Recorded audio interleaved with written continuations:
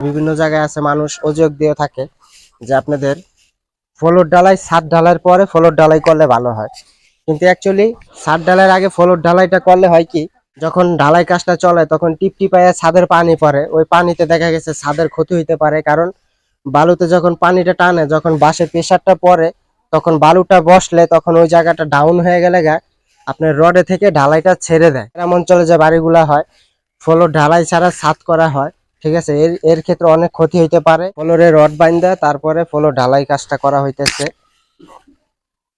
তো বিভিন্ন জায়গায় আছে অজুহাত দিয়ে থাকে, ঠিক আছে, মিস্ত্রি বা কন্ট্রাক্টররা বিভিন্ন জায়গায় আছে মানুষ অজুহাত দিয়ে থাকে যে আপনাদের ফ্লোর ঢালাই ছাদ ঢালাইয়ের পরে ফ্লোর ঢালাই করলে ভালো হয়, কিন্তু অ্যাকচুয়ালি ছাদ ঢালাইয়ের আগে ফ্লোর ঢালাইটা করলে হয় কি, আপনার ছাদের যে সেন্টারিং এর ভাঁজগুলো আছে, যখন ছাদটা ঢালাই হয় ছাদের যে পানিগুলো আছে সাদা পানিগুলো যে বাইরে হয়, তখন ওই বাঁশগুলা ডাবে না। তার ফলে কি হয়, ছাদ অনেক সুরক্ষিত হয় এবং কি ফ্লোর ঢালাই দিয়া তারপরে গাঁথনির কাজ ছাদের কাজ করাটা সবচেয়ে ইঞ্জিনিয়ারি পরামর্শ অনুযায়ী বেটার। কারণ ফ্লোর ঢালাই দিয়ে কাজ করলে সবচেয়ে বেশি ভালো হয়।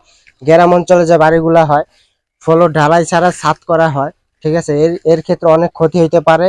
কারণ ফ্লোর ঢালাইয়ের আগে যদি ছাদের কাজটা করানো হয়, ওই বাঁশগুলা দেখা গেছে যখন ঢালাই কাজটা চলে তখন টিপটিপাইয়া ছাদের পানি পড়ে, ওই পানিতে দেখা গেছে ছাদের ক্ষতি হইতে পারে। কারণ বালুতে যখন পানিটা টানে, যখন বাঁশের প্রেসারটা পড়ে, তখন বালুটা বসলে তখন ওই জায়গাটা ডাউন হয়ে গেলে আপনার রডে থেকে ঢালাইটা ছেড়ে দেয়। যার কারণে ইঞ্জিনিয়ারিং নিয়ম অনুযায়ী আমাদের ফ্লোর ঢালাই দিয়া তারপরে ছাদের কাজ করান এবং কি গাঁথনির কাজ করান, এটাই ইঞ্জিনিয়ারের সঠিক নিয়ম। তো আমাদের এই সাইডে ইঞ্জিনিয়ারের পরামর্শ অনুযায়ী আগে মনে করেন ফ্লোর ঢালাই দিয়ে তারপরে অন্য কাজগুলো করানো হবে। ভালো করে কিউরিং করে নেওয়া হয়েছে, রড বাইন্ডিং করা হয়েছে, 9 ইঞ্চি পর পর আমাদের এই ফ্লোরের রডগুলা বাইন্ডিং করা হয়েছে।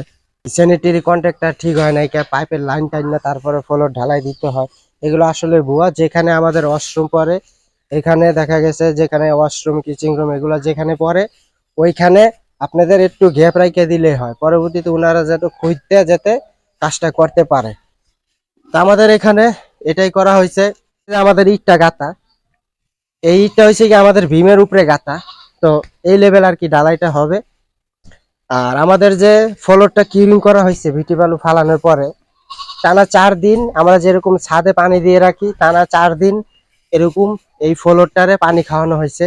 এবং এই গাঁথনি যা করা হয়েছে, গাঁথনির পরিমাণ পানি দিয়ে ভাসায় রাখা হয়েছিল। বিভিন্ন জায়গায় আছে ফ্লোর না ঢালাই দিয়ে ছাদের কাজ করানো হয়, তার ফলে কি হয়, ছাদের ঢালাইয়ের যে কোনো সময় ক্ষতি হইতে পারে। কারণ ছাদের পানিটা যখন পড়ে টিপটিপায়া, তখন দেখা গেছে আপনাদের বালুটা বসতে পারে, বালুটা বসার কারণে দেখা গেছে বাঁশ যদি ডাউন হয়ে যায়, এর ফলে কি হয়, আপনার ঢালাই থেকে রড ক্র্যাক করে, ঠিক আছে, তখন রডে থেকে ঢালাইটা ছেড়ে দেয়, এই ক্ষতিটা হতে পারে। যার কারণে ফ্লোর ঢালাই দিয়ে তারপরে ছাদ করাটা সবচেয়ে বেশি ইঞ্জিনিয়ারিং নিয়ম। বিভিন্ন জায়গায় গ্রামের মিস্ত্রিগুলো অজুহাত দেখায় যে স্যানিটারি কন্ট্রাক্টর তো আপনি এখনো ঠিক করেন নাই, তার কারণে স্যানিটারি কাজটা না করালে ফ্লোর ঢালাই হবে কিভাবে। যেখানে কিচিং রুম ওয়াশরুম গুলা পরে ওই জায়গাটা ঢালাই বাকি রেখে বাকি অংশগুলা ঢালাই করলে সবচেয়ে বেশি বেটার হয়। পরবর্তীতে আপনি যে কোনো সময় স্যানিটারি কাজগুলা করাইতে পারেন। তো আমাদের এই সাইডে ফ্লোর ঢালাইয়ের জন্য রড বাইন্ডিং করা কমপ্লিট, ঢালাই কাজ শুরু হবে। আমাদের যে ভিটিটা আছে ভালোভাবে কিউরিং করে তারপরে আমাদের এই ভিটিটা রড বাঁধা হয়েছে। এবং কি আপনারা জানেন ভিটি বালুতে যত কিউরিং করা হবে তত আপনাদের মাটিটা বসবে ভালো। ফ্লোর ঢালাই দিয়া ছাদের কাজ করলে এটা সবচেয়ে পারফেক্ট।